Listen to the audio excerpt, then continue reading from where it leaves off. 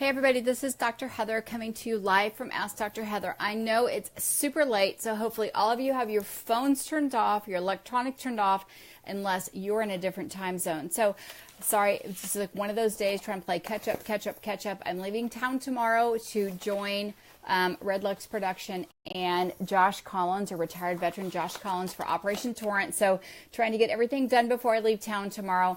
You guys know how that is, right? So, Selena, I should be in bed unless you're in a different time zone. Sheila, it should be bedtime, but I want to cover what someone asked because all the time I say, what can I talk about? What do you want to know? So yesterday, someone was brave enough and stepped up and said, I need to know about what I can do naturally to help anxiety. Anxiety comes in lots of different forms. Some people think it's just about maybe stage performance. It can also be insomnia as a type of anxiety. Taking tests and things like that, test performance can be a sign of anxiety. Not being able to sleep can be a test of or a symptom of anxiety.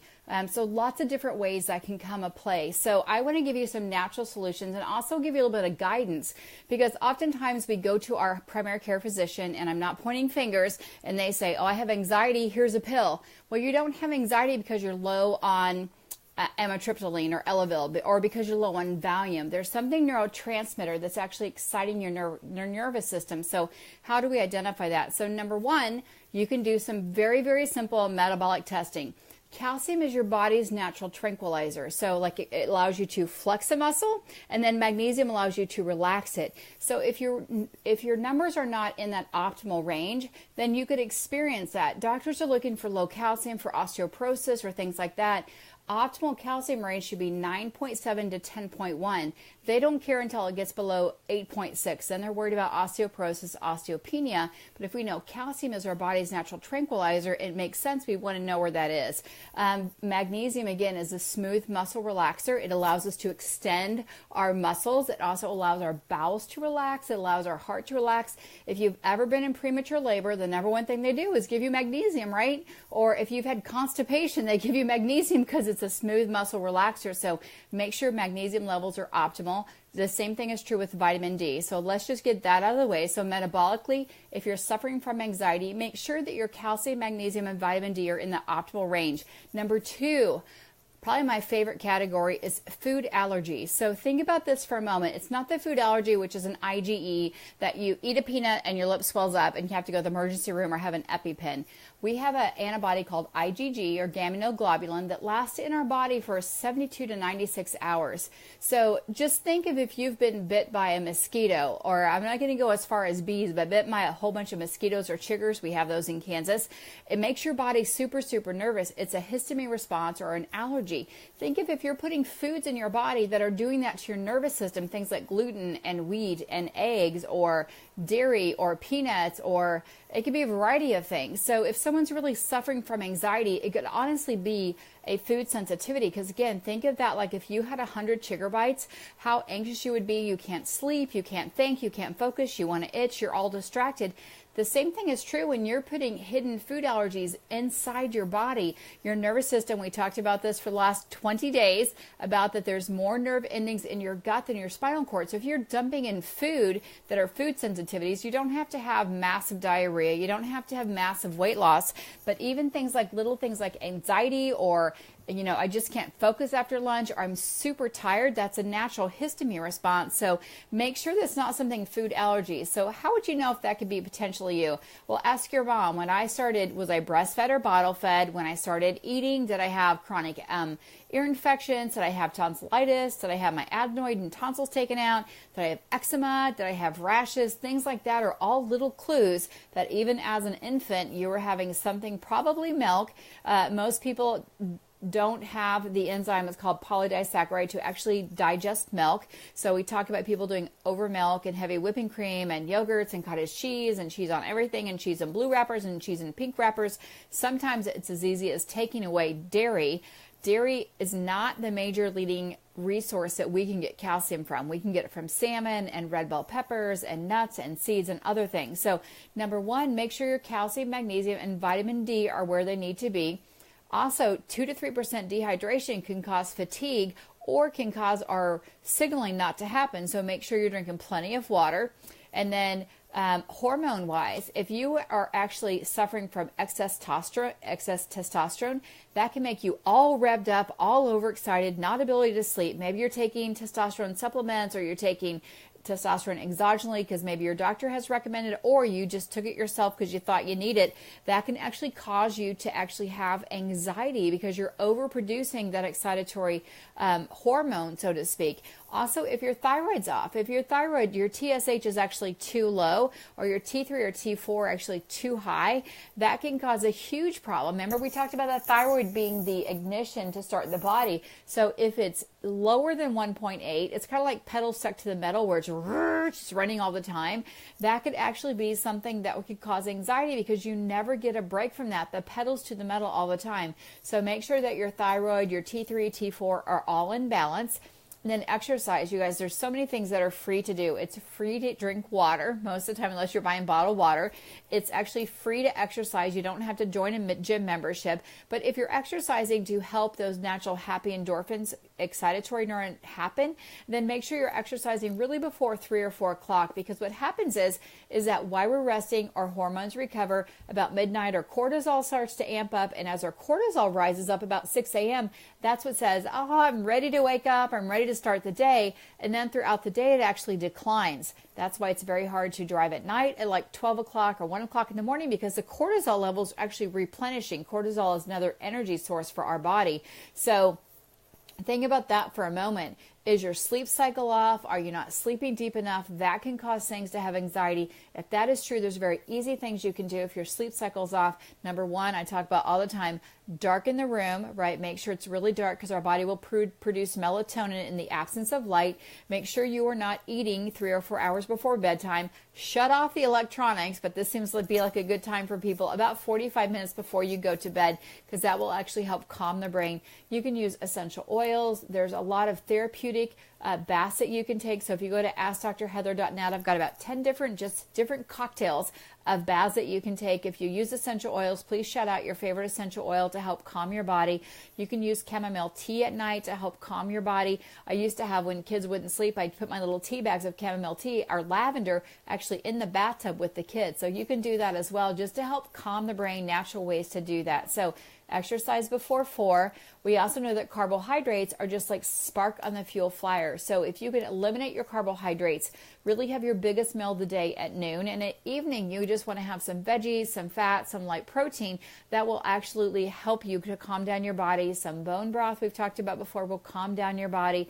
Make sure that you're having lots of water throughout the day. So when we talk about anxiety, it's simply an over-aroused nervous system that can display in so many different ways, from insomnia to ADD, ADHD, test performance, OCD, paralyzed to get out the door, so many different ways. Even just biting your fingernails or picking at things, that can all be a form of anxiety. It's a really, really big umbrella, but the point is that your body's overexcited. So how do we help the body be overexcited? Well, food allergy, we can do that. That's a harder route to take. But if you think that maybe there's foods happening where gas or bloating or rashes, things like that, or you eat and you're super tired, then simply eliminate for free the top 10 food allergies. You can Google those. It's shellfish, peanuts, dairy, wheat.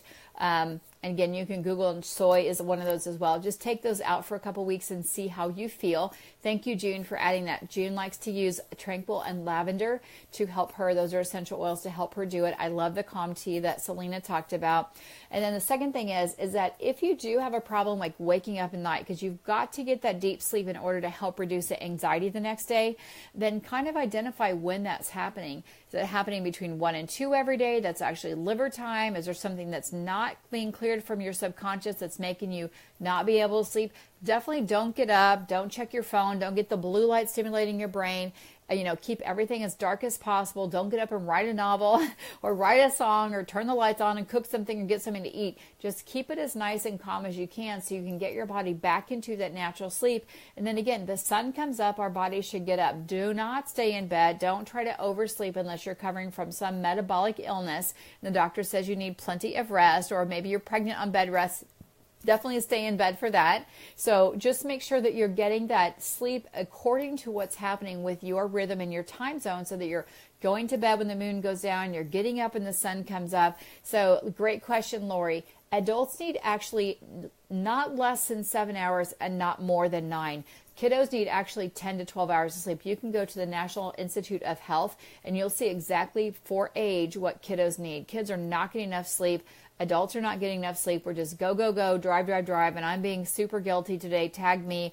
I want to show up for you. I know it's late. I'm generally not on this late, as you guys know, but this seems like a good algorithm because people are still up and asking questions. And yes, June, there are amazing things like the Keto Calm Tea. There are people take melatonin also to help you sleep, sleepy time tea, chamomile tea. There's lots of amazing natural options you can do to help do that, to help get you to sleep.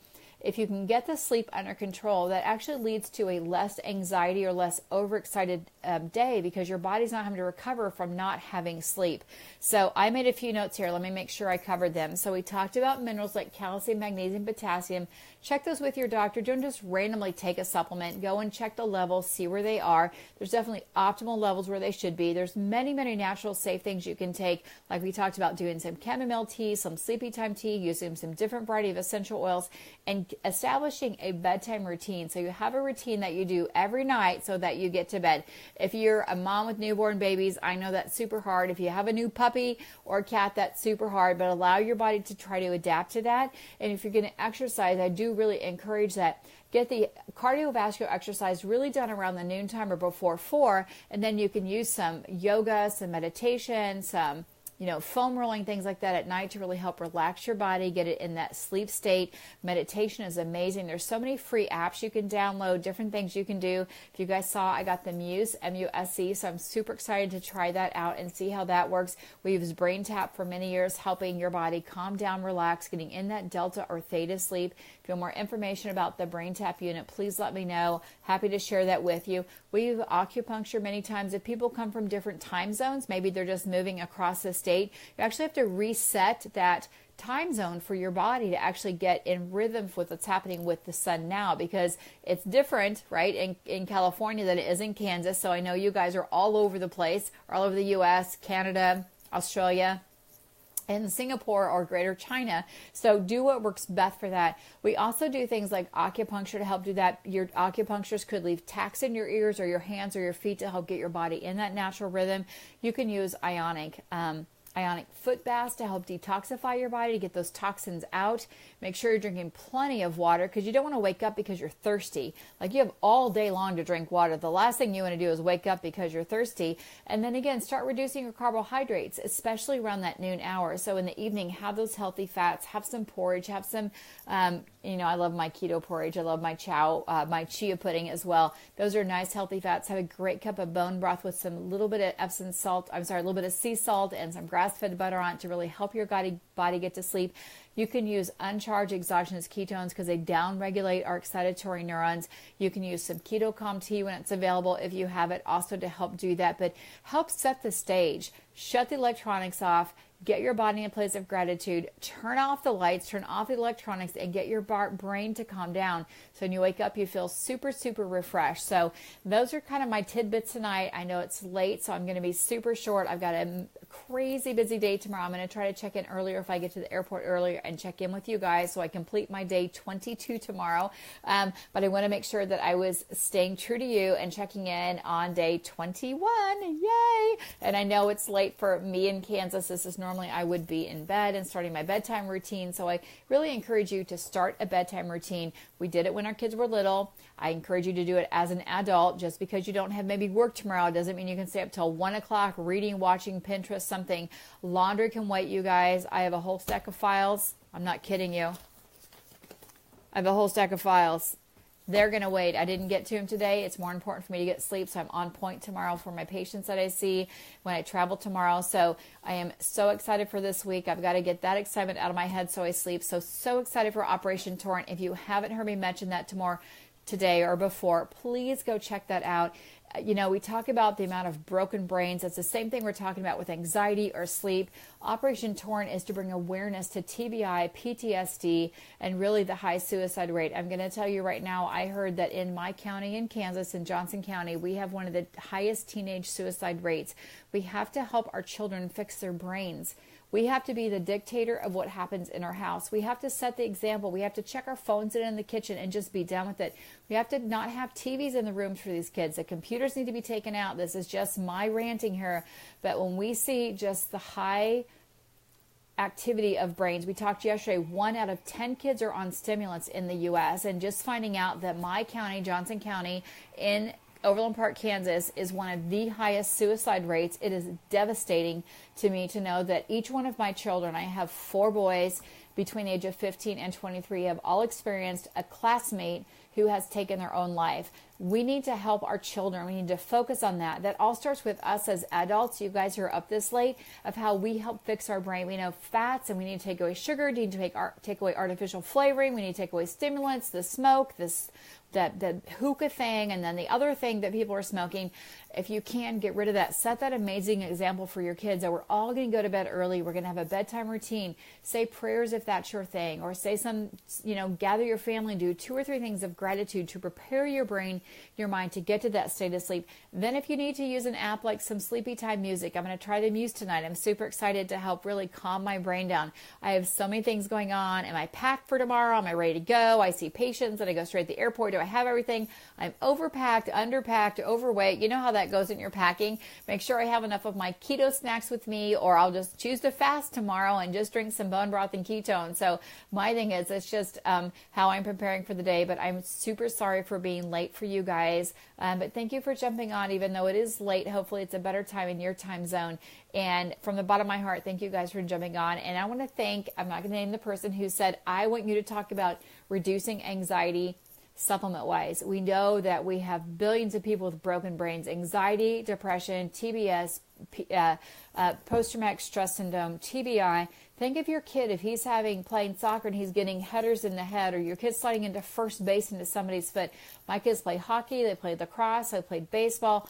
All that stuff is so important for our brains, and how we post-fuel that, we know causes either healing or causes further damage. So we can talk about that another day, but thank you, Dave, for wishing me safe travels. Yes, super excited to go to Tampa, you guys, tomorrow. It's going to be an amazing week. Operation Torrent will reach 14 different foundations through the military, 20 to 30,000 people live, 20 to 30,000 million people we're going to reach. So, hey, Miranda, how are you? So, I know it's kind of odd. I never know when to say hello. I say it every time. But anyway, thank you guys for joining me. So think about the foods that you eat. Think about if you could potentially be nutrition deficit. Maybe it's some other pharmaceutical you're on that's causing you to have anxiety. That can very much happen. Statin drugs can do that. Other drugs can do that. Make sure your hormones are in balance, whether it's testosterone or your thyroid hormones.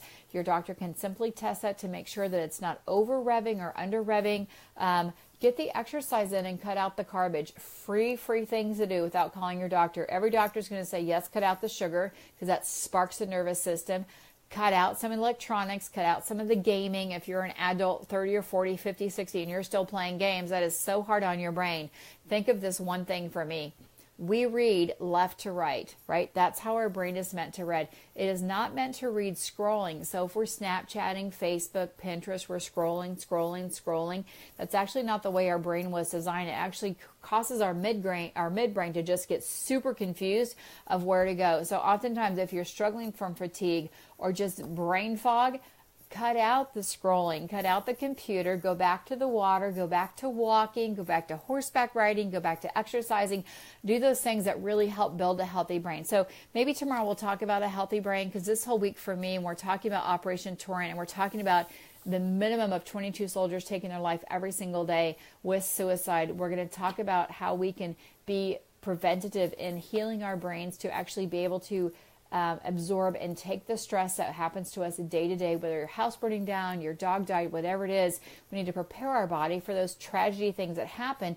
We can do that very simply through sleep, through diet, through exercise, and through positive attitude and gratitude. So I'm going to ask you to do 4 things, not 2, 4 things. We're going to jump off. I want you to write 4 things down that you're grateful for today. It may be hard for some of you. It may be super easy for some of you. And it's okay to think outside the box.